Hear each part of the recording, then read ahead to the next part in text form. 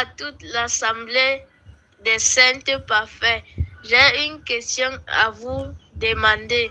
Comment faire pour qu'un enfant doit marcher dans la sainte présence du Seigneur? Comment faire pour qu'un enfant doit obéir à la loi du Seigneur?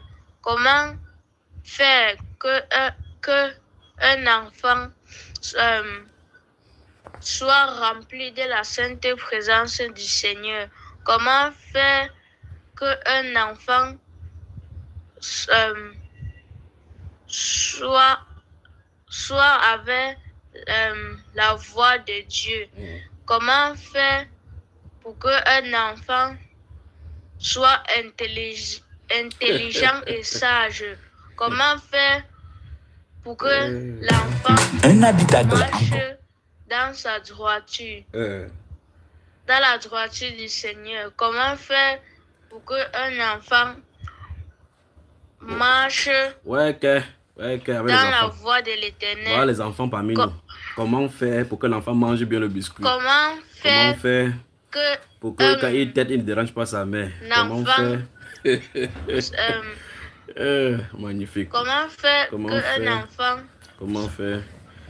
Très bien Moïse, très bien, nous avons entendu. Remplis mon âme de ta présence, remplis ma vie, esprit de vie, remplis ma vie. Je te dis oui. C'est une chose merveilleuse de placer déjà les enfants sous l'influence du Saint-Esprit. Dans le livre de Matthieu chapitre 19, la Bible déclare que les disciples, où on comprend, les gens croient que l'affaire de la Bible c'est seulement pour les grandes personnes, mais les enfants ont une place prépondérante ou combien importante dans les Saintes Écritures.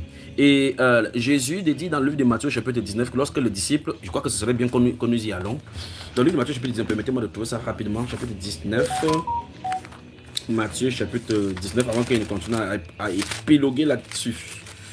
Que le Seigneur vous bénisse, vous bénisse, vous bénisse, vous bénisse, vous bénisse, vous bénisse. Dans le chapitre 19, après, à partir du verset 1, après avoir traité le cas des divorces, la Bible déclare au verset 13 que alors on lui amena des petits enfants afin qu'il leur imposa des mains et pria pour eux. Mais les disciples les repoussaient. Vous remarquez? Parce qu'en fin de compte, autour de Jésus, c'était seulement des grandes personnalités, des grandes personnes qui venaient. On croyait qu'en fin de compte, Jésus était venu seulement pour eux. Mais la Bible déclare ici que alors on lui amena, nous sommes dans Matthieu chapitre 19, verset 13 à 15, c'est là où ça se trouve, ce que je vais parler. Alors on lui amena des petits enfants afin qu'il leur imposa les mains et pria pour eux.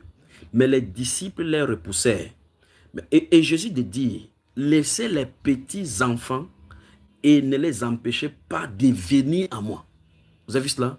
Ne les empêchez pas de venir à moi. Car le royaume des cieux est pour ceux qui les rassemblent. Il leur imposa les mains et il partit de là. Donc remarquez qu'en fin de compte, aux enfants ne prêche pas la repentance, on les guide sur le chemin pour qu'ils marchent droit dans cette voie tortueuse, dans ces différentes voies tortueuses qui est sur la terre. C'est pour ça que l'Écriture a préparé l'itinéraire et un grand bouquin et des grandes clauses pour les parents, comment instruire les enfants. L'un des grands enseignements de la Bible, c'est l'instruction des enfants sur la voie du Seigneur. Pourquoi? Parce que les enfants sont les relais parentaux, les relais générationnels. Les relais, c'est-à-dire, quand vous voyez dans les courses on court au stade, où il y a un style de course où il y a plusieurs personnes qui doivent courir peut-être 1500 mètres. Une personne court 200, l'autre court 200 et on passe des bâtons, On passe des bâtons personne après personne. Si tu arrives vite, tu donnes ton bâton à l'autre, l'autre accélère. Plus vous arrivez vite, plus le dernier round, celui qui va courir le dernier pour aller rencontrer, pour aller remporter la victoire, court. Ça dépend donc de ce que les autres auront fait dès le départ. Donc nous préparons les enfants à être des relais parce que demain nous ne serons pas sur la terre. Il veut qu'on prépare la place pour eux, pour qu'eux-mêmes préparent la place comme les autres, nos prédécesseurs. Quand nous parlons ici, nous citons Paul, l'apôtre, nous citons Pierre. S'ils avaient échoué leur mission, où en serons-nous? Alors ils étaient des pères, ils sont des pères qui ont préparé à nous les enfants des places idéales pour tenir ferme. C'est sur la base du fait qu'ils ont tenu fait malgré les persécutions qu'ils ont fait, que nous voyons effectivement que s'ils ont tout abandonné, ils ont fait d'autres choses. Si nos pères ont fait comme ça, nous pourrons également faire pour laisser aussi à la génération qui nous suivra un témoignage vivant des nôtres pour que nous soyons également les pères de la foi pour eux, parce que nous avons eu des pères de la foi pour eux. Devant nous. Et de façon générale, donc, la paternité de Dieu, avec son explication et son image de réplique dans les enfants, où il dit, soyez les imitateurs de Dieu, au chapitre 5 de Éphésiens, au verset 1, soyez les imitateurs de Dieu comme ses enfants bien-aimés. Donc, on voit clairement que Dieu veut que son image se réplique dans ses enfants, afin que ses enfants se répliquent cette image-là pour ressembler à leur père. Vous remarquez donc que Dieu veut qu'on initie les enfants à son image. Et donc, c'est une chose terrible de voir dans ces réseaux sociaux, dans ce monde maintenant, vous remarquez que les parents s'asseyent à côté de la table, décident de prendre la bière et donner aux enfants. C'est eux qui commencent à donner l'alcool à l'enfant. L'enfant, depuis le bas-ventre au sein maternel, commence à boire de l'alcool. Et vous remarquez, quand il fait comme ça, le parent ouvre l'âme de l'enfant à la possession démoniaque de cette ère. L'enfant grandit, commence à voler le whisky, commence à boire de l'alcool. On dit non que maintenant, l'enfant, quand l'enfant va prendre un certain âge, c'est eux qui vont commencer à gifler l'enfant que tu ne dois pas faire comme ça. Pourtant, c'est eux, de façon ignorante, ont ouvert l'enfant aux voies démoniaques. Mais qu'est-ce que la Bible déclare dans le Proverbe chapitre 22, verset 15? Instruis l'enfant selon la voie qu'il doit suivre. Au verset 6, verset 15, ça se dit là-bas dans le livre de Proverbes. Instruis l'enfant selon la voie qu'il doit suivre. Donc, il y a une voie que l'enfant doit suivre. Instruis l'enfant selon la voie qu'il doit suivre. Au chapitre 1 de ce livre de Proverbes, verset 8, la Bible déclare que l'enfant doit écouter l'instruction de sa mère. Donc, la maman a une instruction à donner. Dans le chapitre 2 de Tite, verset 3 à 8, la Bible déclare que les femmes âgées doivent donner des bons enseignements, des choses bonnes aux jeunes filles pour apprendre à aimer leurs enfants. Comment aimer les enfants, à les corriger, à les faire soumettre dans la voie de Dieu. Enfants, obéissez à vos parents selon le Seigneur, car cela est juste. Parce que la bénédiction est attachée de longue vie sur les enfants qui obéissent à leurs parents. Maintenant, qu'est-ce que Dieu avait dit quand ils sont sortis de l'Égypte? Dans le chapitre 6 des Deutéronome, il a dit, quand vous serez entrés dans le pays que l'Éternel vous donne, ce pays au cours de lait et le miel, et que vos enfants vous demanderaient qu'est-ce que sont ces rituels-ci, vous leur raconterez tout ce que vous avez subi en Égypte, comment Dieu vous a délivré de la main de Pharaon. La Bible déclare qu'en disant ces choses-ci, vous allez instruire cela dans la vie de vos enfants, vous allez écrire sur les linteaux de porte, sur le front de vos enfants, vous leur raconterez au départ et à l'arrivée, au voyage, partout où vous serez, pour que ça imprègne dans l'esprit des enfants la grande délivrance qu'ils ont reçue. Ils étaient en captivité et Dieu est venu par sa puissance et les a rachetés. Ça inspire confiance de ces enfants-là au Dieu de leur père. Au Dieu de leur père. Par conséquent, les parents des enfants n'ont pas seulement la responsabilité de nourrir les enfants physiquement, mais de les revêtir de Christ au travers de la parole. C'est de la responsabilité donc des parents, pas la responsabilité de l'école. Vous ne verrez pas la trace de l'école nulle part. L'éducation ne vient pas de Dieu. L'éducation que vous avez sur la terre ne vient pas de Dieu. Il n'a jamais été dans le plan de Dieu. L'éducation que vous avez sur la terre, vous avez les diplômes en chimie, le diplôme en ceci là, ça ne vient pas de Dieu parce que ça venait de Dieu. Dieu passerait par là pour enseigner ses enfants. Il n'a pas prévu cela dans son plan pour enseigner ses enfants. C'est l'école luciférienne comme ça pour nous infester des raisonnements, pour nous bloquer la foi. Dieu a instauré son éducation dans la nature pour nous enseigner à avoir dans l'école de la foi les difficultés, élever les obstacles. Tout est fait dans la nature. Pas les choses démoniaques qu'on veut nous mettre là. Ça peut vous choquer, ça vous choque. Nous sommes tous dedans, on est dans le train là. Alors, dans la pensée profonde du Seigneur, les enfants sont l'image de leur Père première. Et par conséquent, le modèle familial que nous montrons à la maison autour de nos enfants, c'est ce modèle-là qu'ils vont répliquer. Combien sont des foyers, alors que je parle maintenant, qui sont disloqués? Que le père a chassé la maman a 3 parents, il ne sait même plus quel est le vrai père, ainsi de suite, des dislocations. Les enfants grandissent avec ça en eux. Si c'est un garçon, il commence à haïr les femmes. D'autres font comme ça, l'esprit de homosexualité va les saisir depuis l'enfance. Après, il commence maintenant à s'accoutumer plutôt avec les hommes, trouvant maintenant le good feeling, le bon feeling avec les hommes. Et subitement, ça se transforme en relation impure. On grandit maintenant dans l'homosexualité. Et puis on dit qu'il est né avec. Non. On n'est pas homosexuel. Donc les déviances et les déviations de nos éducations qui sont inconsistants avec la parole de Dieu nous pousseront à l'ouverture des démons dans nos vies. Soit des démons entrés dans nos vies va nous envoyer dans tout genre de relations sur la terre. Et donc mon jeune enfant Moïse, pour pouvoir vivre comme Dieu veut, en résumé de tout ce que tu en as demandé, comment faire pour faire ceci, tes parents doivent t'apprendre premièrement les Saintes Écritures, tes parents de Jésus au fur et à mesure. Allons-y dans la Bible encore, prenons quelque chose. Merci Père. Ouvrons le livre de 1 Timothée. 1 Timothée chapitre 1. 1 Timothy chapter 1. Eh bien, que Dieu soit glorifié. 1 Timothée, on peut prendre même 2 Timothée là. Prenons 2 Timothée au chapitre 1. Écoutez quelque chose. Écoutez. 2 Timothée chapitre 1. Le verset 3 à 5. Écoutez très attentivement. On va revenir dans ce livre-ci quand nous allons toucher la question de Adélaïde. Écoutez. Je rends grâce à Dieu. Ça c'est Paul, l'apôtre qui écrit. Je rends grâce à Dieu que mes ancêtres ont servi. Il se réfère à ses parents. Et que j'essaie avec une conscience pure de ce que nuit et jour, je me souviens continuellement de toi dans mes prières. C'est pas le point là-bas. Me rappelant tes larmes et désirant te voir afin d'être rempli de joie. Maintenant, écoutez bien, verset 5.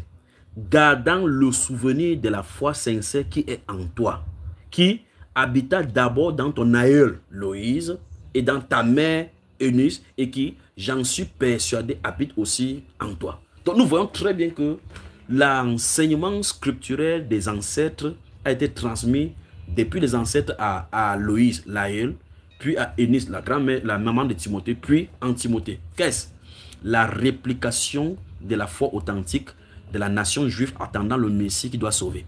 Donc les parents parce que souvenez-vous, la maman de Timothée était juive, et par conséquent, dans cette lignée-là, il y a l'éducation pure. Par ses parents, il y a l'éducation satanique de la philosophie venant de la Grèce, parce que son père était grec. Donc il est né d'une communion entre le système démoniaque et le système de Dieu. Mais ça n'a pas empêché que le système de Dieu prône sur sa foi. Et on voit clairement que le jeune Timothée a grandi dans un environnement où ses parents ont enseigné les fondements de la foi authentique du Dieu d'Abraham, d'Isaac et de Jacob. Et l'apôtre Paul félicite ça ici. Alors c'est aux parents d'enseigner les enfants. Si vous êtes une mère célibataire et que vous n'avez pas de parents à côté de vous, il n'y a pas de problème. Vous substituez aux parents, au père. Parce que Dieu, qui est le père des orphelins, est à côté de vous pour vous fortifier afin que vous faites grandir les enfants dans le Seigneur. Maintenant, je pose donc la question à vous qui êtes en Europe et dans le pays démoniaque. Est-ce que vous êtes prêts à punir vos enfants véritablement, même si vous allez aller en prison, pour pouvoir chasser la folie? Gardez-vous à l'esprit que dans le livre des Proverbes, la folie dont on parle là-bas, c'est le démon de la désobéissance. On appelle ça la rébellion.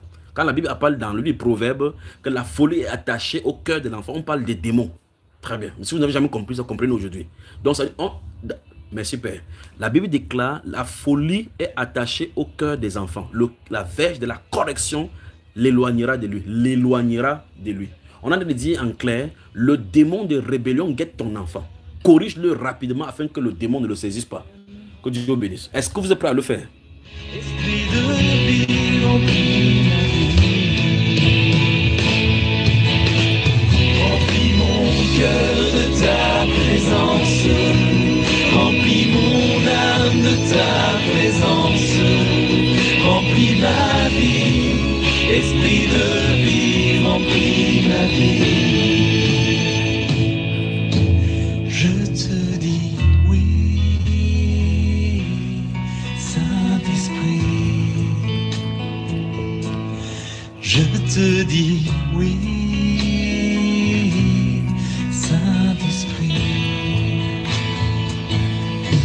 Je te dis oui, Saint-Esprit. Je te dis oui, Saint-Esprit.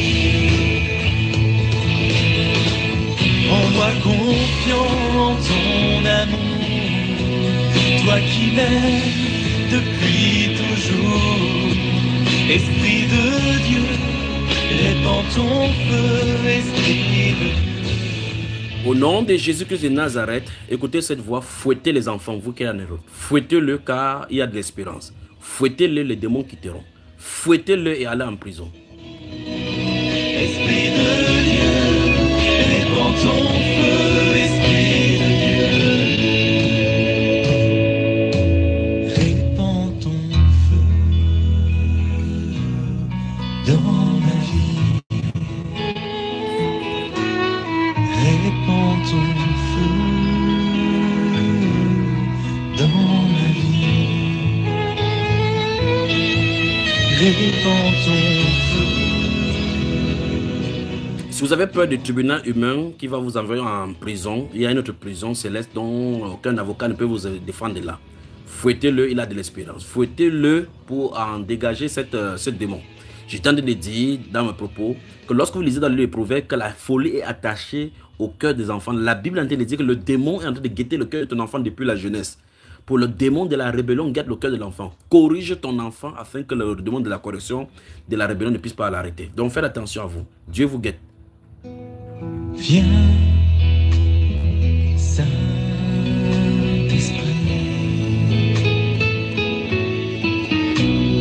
Viens dans ma vie. Viens, Saint-Esprit.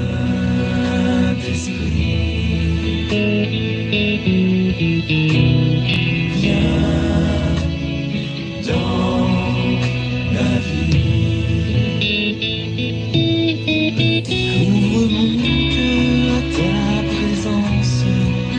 Ouvre mon âme à ta présence. Ouvre ma vie, esprit de vie. Ouvre ma vie. Ouvre mon cœur à ta présence. Ouvre mon âme à ta présence. Ouvre ma vie, esprit de vie. Ouvre ma vie. Je te dis oui. Si vous venez de nous vous connecter, c'est la première fois que vous êtes sur Bamba Yeba, sachez que vous êtes dans la maison où on dit tout haut, ce que les gens pensent tout bas. On dénonce les puissances des ténèbres, on dit et on prend position pour le royaume des cieux, parce qu'en fin de compte, depuis la nuit des temps, Dieu a pris position. Il est dans la lumière, il n'a jamais été dans les ténèbres. Et il a séparé les ténèbres d'enfer de la lumière. Et il a demandé à toutes les générations de prendre position. Que vous êtes de la lumière, restez dans la lumière. Vous êtes des ténèbres, allez dans les ténèbres. Alors ici, Bamba Yeba vise à proclamer haut la lumière du Seigneur jusqu'à faire de séparer les enfants de la lumière des enfants des ténèbres. Vous êtes des enfants de la lumière, bienvenue parmi les lumineux.